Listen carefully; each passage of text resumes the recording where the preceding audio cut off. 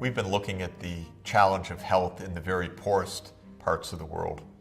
I'm going to move all the way to the other end of the income spectrum and look at the challenge of health in the upper income countries in the richest parts of the world. You'd say, what is the challenge? Life expectancy is high, and the healthcare system is technically very sophisticated.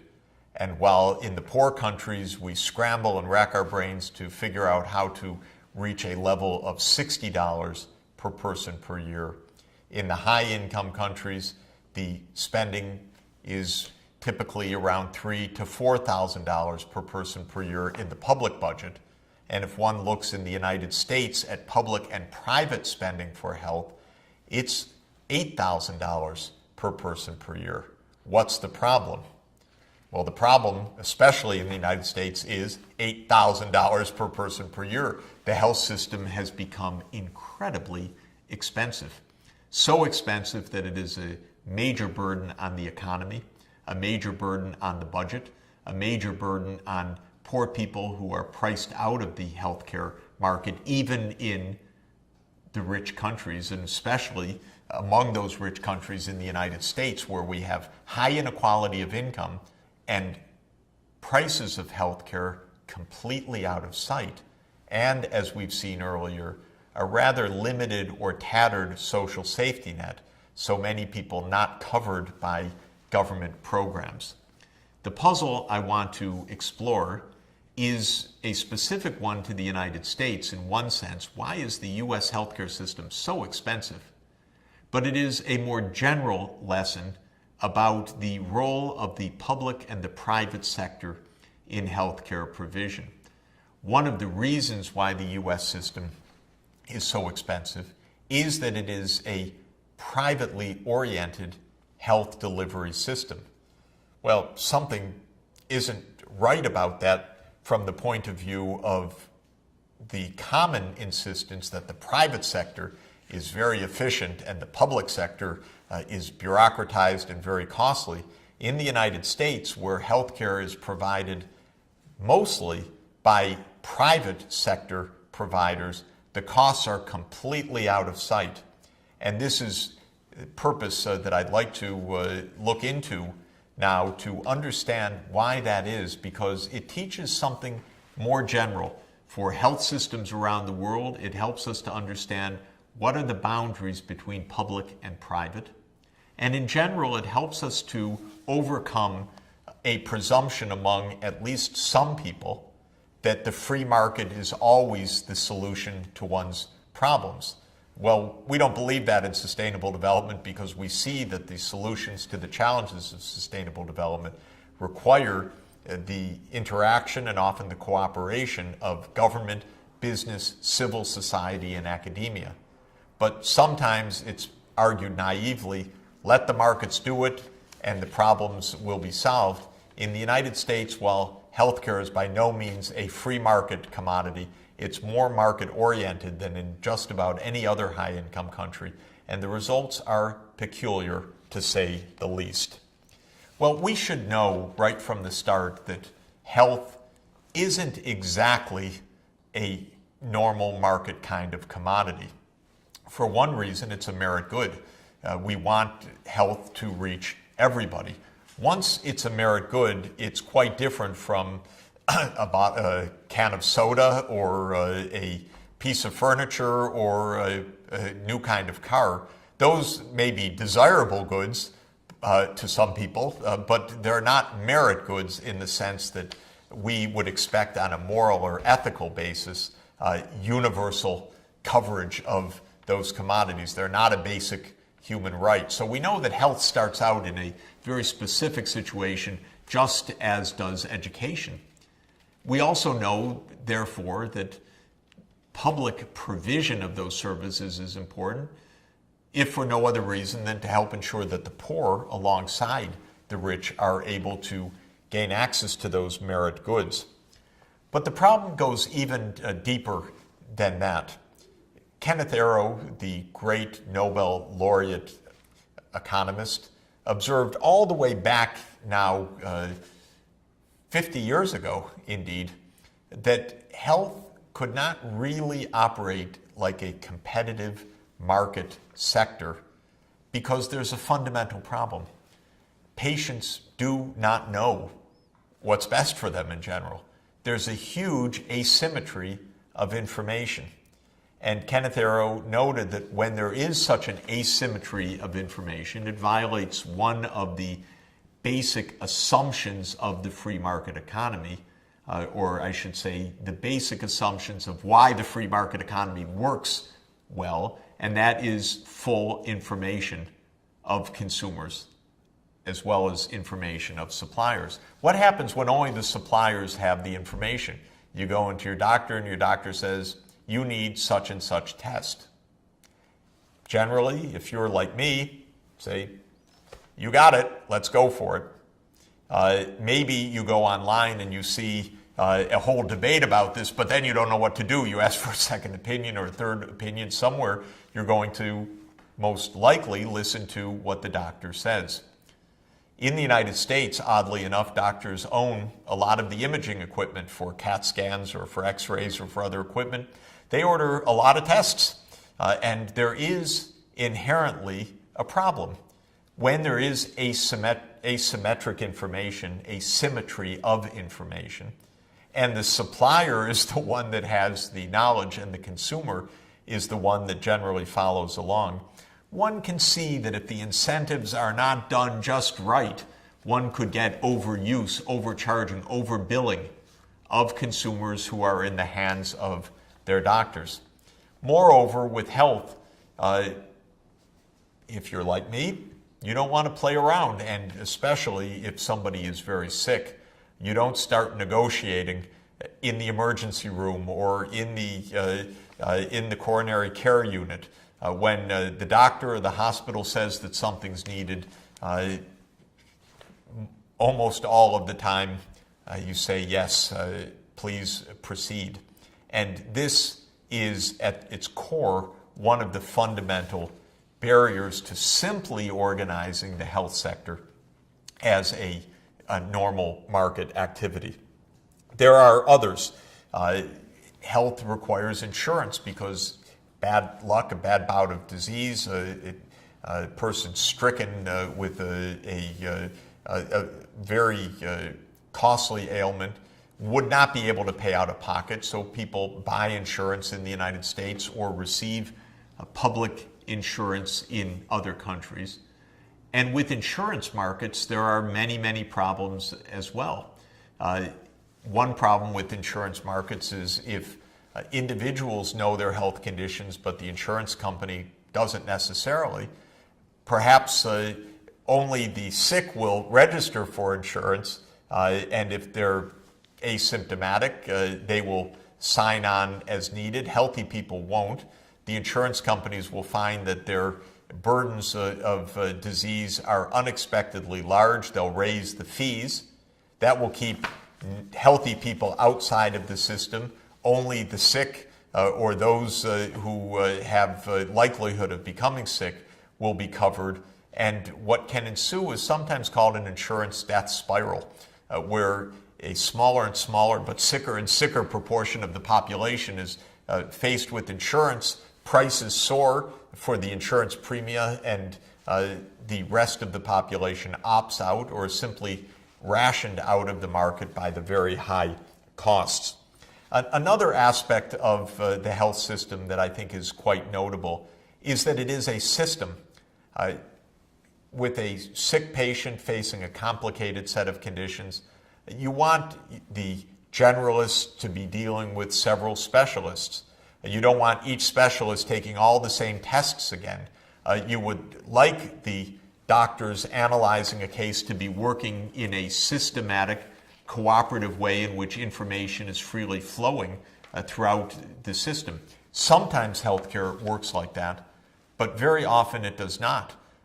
If it's not organized that way, if individual doctors have their individual practices, then a private market economy can drive up the costs considerably. If the government reimburses private providers in particular ways that do not encourage the building of those systems, it makes matters even worse. Well, now you're looking at a graph where that dotted black line at the top is the cost of spending in the United States per person.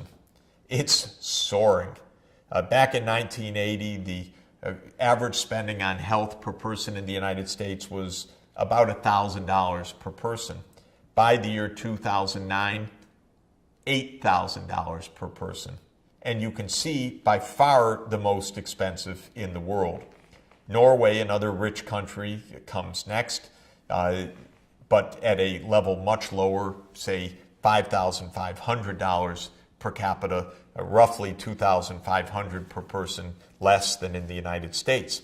And in general, the rest of the countries are clustered around this lower level. Typical spending, perhaps around $4,000 per person per year outside of the U.S., half of the U.S. level. If you look at the next graph, you see the spending now divided by national income, because we're looking at the share of health outlays as a percentage of income. And you can see that back in 1980, the United States was spending about 9% of its national income on health. By 2009, that had doubled to 18% of national income. Notice that back in 1980, all of the countries, including the U.S., were rather tightly clustered between 6 and 9% of national income. Since then, the U.S. has separated from the pack, becoming by far the most expensive healthcare system in the world. In general, health costs have been rising, and health outlays as a share of national income have been increasing, but in other places not by anything close to the increase experienced in the United States. You can see that as of 2009, for most countries, the spending is on the order of about 10% of gross national product, not the 18% in the United States. Well, this is shown for the year 2011 in the next bar chart. Again, you see that the United States, all the way on the right, has the highest level of spending as a share of gross domestic product. The next chart, also this set of columns by country, also for the year 2011, shows the United States as another kind of outlier. What this graph is showing is the proportion of the total spending, say the US 8,000, that comes from private spending, maybe the households buying health insurance, maybe the employer in the private sector paying for health care, maybe people paying out of pocket, as opposed to what government programs are funding. What you can see is that the private health outlays in the United States are a bit over half of the total spending. So a bit more than $4,000 per person comes from private spending by the households, the employers, and so forth. But in all the rest of the high-income countries, the share of private spending is much less, or to put it the other way, the proportion of total health spending by government is much higher. In essence, the U.S. runs a system that is partly public, partly private, with an accent, I would say, on the private sector, whereas most of the rest of the high-income world runs essentially a public finance system with a small private sector alongside. The U.S. is the only one that goes for a very big private sector and private spending that accounts for more than half of the total. What's the problem? The problem evidently is that the private sector in the U.S. is very high priced. And what essentially is at play is the observation that Kenneth Arrow made 50 years ago. This is not a very competitive sector. Price competition does not work very well. In fact, individual patients often have no idea of how the price they're paying compares with the price paid by other patients. So much so that hospitals themselves engage in what's called price discrimination, charging very different prices to different patients within the same hospital unit. Shocking, actually, because there is no standard public price that applies for all.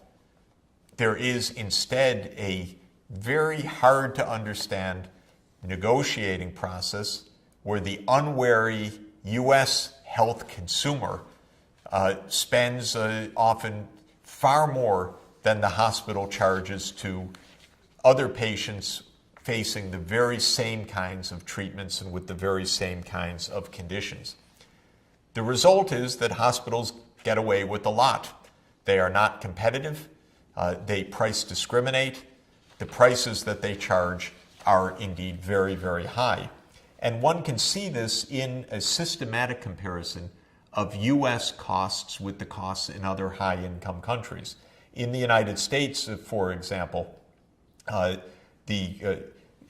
the U.S. cost of 30 commonly prescribed medicines is set at an index of 1, then the cost in New Zealand is 0.34, 1/3 of the U.S. costs. The cost in Australia, 0.49, in other words, 1/2 of the U.S. costs of those medicines. In the Netherlands, 0.45, in other words, 45% or 45 cents on the dollar of what's spent in the United States. If you look at the cost of a visit to a physician, you can see that while the cost of a physician paid for by a public sector program, $60, is comparable to what is paid for in other countries, the cost that's paid for by a private payer, out of pocket, or a private insurance company is out of sight. It's twice the amount paid for by the public payer, and it's much more in general than paid for in most other countries. Well, condition after condition, intervention after intervention, the U.S. system is simply out of sight. If on average a hip replacement is for a private payer is $2,000, in the United States it's $4,000. And this high price is found in every aspect of the U.S. system. One can look at the spending for each patient discharged from a hospital. How much was spent on that patient? In the United States in 2009, it was $18,000 per hospital discharge. In France and Germany, less than 1/3 of that, all the way at the other end of this graph. In the average of the OECD, that is the high-income country group, 1/3 of the discharge cost on average in the United States. U.S. doctors make far more than doctors do in other countries. Orthopedic physicians in the United States make $440,000 in 2008. In Germany, less than half of that, $202,000. So we can see that essentially the U.S. system is remarkably expensive, not because it's delivering a huge range of things that other countries are not doing, not because the outcomes are better, but because the unit cost of the interventions is simply out of sight. What are some of the causes of this? Well, you could say this is very specific to the U.S., though that's an important economy, but I think the lessons are more general. In the United States, some of the things keeping the high costs high are the limited supply of doctors, controlled by the American Medical Association itself, which works with the medical schools to determine the flow of new doctors. Market power, that is the lack of competition through price discrimination in the hospitals, through highly concentrated ownership of major hospitals in a region, by the conflict of interest of doctors who own their own diagnostic laboratories and then prescribe heavily imaging, for instance, MRIs or CAT scans on equipment that they themselves own. We see drug pricing at levels far above what is priced in other countries, often because of close tie-ups between the doctors and the pharmaceutical companies. Enormously high administrative costs because in the US, in the private economy, each hospital perhaps, or each group of hospitals has its own insurance connectors. The systems of different kinds of payers, public and private, don't communicate very well with each other. Whereas in other countries, in many cases, there's one single payer, the government. And the government, maybe at the provincial or the national level, pays all the health bills. And so the administrative costs of managing America's more privately oriented system is very high. And I'll add one final huge dimension, political economy. The health sector in the United States is powerful. It is one of our 4 most powerful lobbies in the United States, just alongside Wall Street, the financial markets, number 1, big oil, number 2, health sector, number 3, and the military-industrial complex, number 4. 4 giant, powerful lobbies in the United States that also help to prevent remedial action on these issues. Now, one of the leading organizations in understanding the U.S. health system, the Institute of Medicine of the U.S. National Academy of Sciences, did a recent study. They found something extraordinary, that the waste, fraud, and abuse in the system, the overbilling, the waste of resources, the repeated tests, the outright fraud, the high management costs, amounted to 5% of U.S. national income. That's astounding. 5% of U.S. national income is, with a $15 trillion annual economy, nothing short of $750 billion a year in waste. And when you put that into context, the U.S. is spending 18% of gross national product in health. And what the Institute of Medicine is suggesting is that maybe out of that 18%, it's getting 13% of national income in real value. Well, why does this system persist? Partly because of its history of having organized itself as a private sector economy that is not effective and doesn't obey the principles of free markets, but partly because of the power of the lobby. And if you look at total lobbying outlays according to various sectors, you find something quite astounding. Adding up all of the registered lobbying outlays between 1998 and 2012, while miscellaneous businesses, a broad grab bag category, comes number 1 in the list. Number 2 in the list is the health sector. More than $5 billion of lobbying by private health companies to Congress, telling congressmen and the president and others influenced by this, don't regulate us. Don't force us to expose our price discrimination.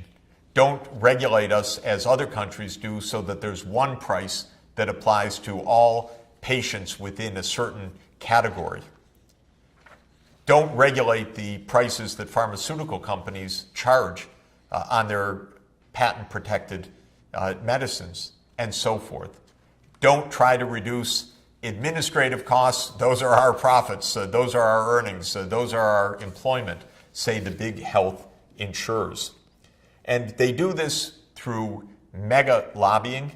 They also do it through campaign financing, shown on the next page. It's the 5th of the sectors from the top in the amount of financing spent by the industry during the most recent campaign cycle, complete campaign cycle of 2011 to 2012. The health sector contributed, and means people from within health companies registered as they make campaign contributions, giving about $260 million of campaign contributions. You can understand that this leads to some attentiveness of the politicians to the interests of this concentrated group, not necessarily to the interests of the taxpayers or the citizens more generally. What are some of the reform options? Let me conclude with that. First would be to move to a single payer system like Canada has. It's not simply in the imagination, it's in the real world. And Canada's health system is far lower cost than the United States with very high quality. A second possibility is what's called an all-payer system. Sure, money would come from private employers, from out-of-pocket, from private insurance, but there would be one price paid per condition or diagnostic category or per individual covered per year, rather than price discrimination where the hospital or the private health provider tries to get as much as possible, and if the unwary consumer doesn't realize it, fleeces the unwary consumer by imposing costs far higher and prices far higher than other patients are paying. A third possibility is even more transparency, a certain fee paid by government or by employers per patient per year. So it's not on the basis of services rendered, not on the number of tests, not on the number of hospital visits, that the provider would have to provide efficiently and at low cost if they want to make a profit. And so another possibility is what's called capitation, that the insurance company or the government would provide one amount of money per year rather than fee for service. Another aspect would be increased supply, to remove the ability of the American Medical Association to constrict narrowly the number of doctors and specialists that come online. And finally, I would mention how technology can be the friend of lower costs. With information technology, smarter systems, patients monitoring their vital signs at home, or telemetry where a patient's information is automatically being read at a distance at low cost and the patient comes in for visits only when the indication is there. Or community health workers, as in the low-income countries, working in the high-income countries to reach people in their communities rather than waiting for mega disease costs in the hospitals themselves. Plenty of reform, plenty of way forward, partly changing the incentives, partly deploying new technologies. Of course, that kind of reform also depends on politics. If the lobbies get their way, you get inflated costs. If this is a system that is run for the public benefit, there is tremendous good that can be done to reach more people, improve health outcomes, and accomplish that, especially in the United States, at considerably lower cost.